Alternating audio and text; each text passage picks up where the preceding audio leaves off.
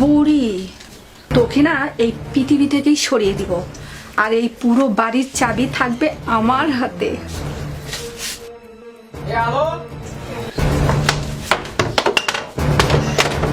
সংসারের চাবি হাকিয়ে নেয়ার জন্য নিজের শাশুড়িকে দুনিয়া থেকে বিদায় করতে মহাপরিকল্পনা করলো বউ।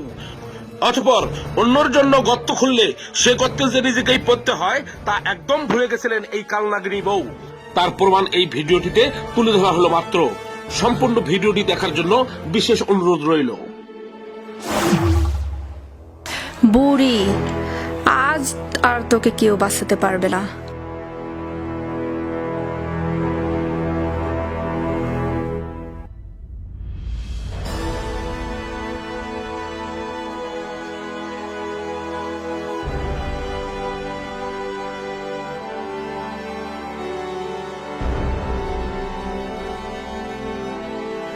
আজকে এই দুধটুকু খেয়ে সারা জীবনের মতো চলে যাবি, আর আজই তোর শেষ দিন।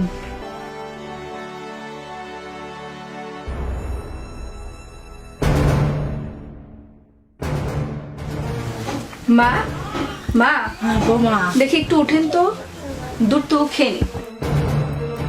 বৌমা, আমাকে দুধ খেতে ইচ্ছে করে না মা।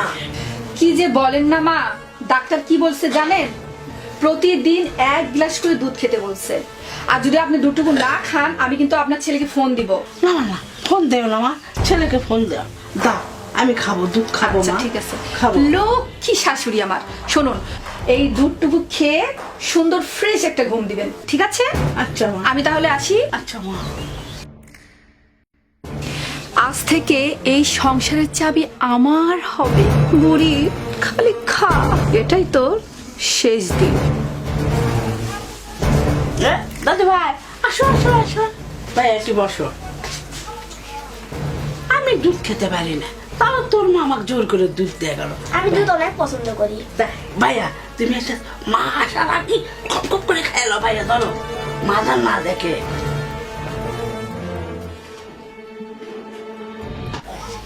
দাদি, গলাটা জ্বলে গেল। হ্যাঁ? দাদি, কি হলো কি হলো? এবার এই দাদি, কি আছে? জ্বলে গেল। বাবা, দাদি, বাবা জ্বলে গেল। আই বাবা, আই বাবা, এই মা আমার করতেছে কেন? বাবা ডাকছে। ছেলে চিল্লাচ্ছে না? তাই তো। ওগো, মনে হয় আমার ছেলে চিল্লাচ্ছে। কি হলো?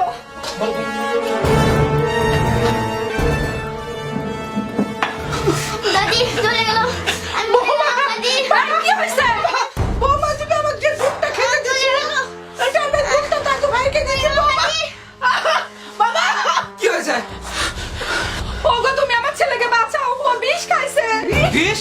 হ্যাঁ, আমি তোমার মাকে মারার জন্য যে দুধে বিষ মিশাইছিলাম, ওইটা আমার ছেলে খাইছে। কি বললি হারামজাদি? জ্বলে গেল। আমার ছেলের যদি কিছু হয় তাহলে তোর বাটাম খোলার কথা আছে। বাবা, চলো, ও তোর কিছু আল্লাহ, হবে না। আমার ছেলে না বাঁচবে।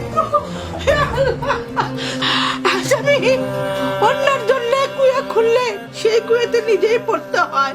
আল্লাহ, তুমি সেটা আমাকে আজকে আবার দেখাইয়ে দিলে। খুদা, খুদা, তুমি আমার দাদু ভাইকে ভালো করে দাও। আল্লাহ, ভালো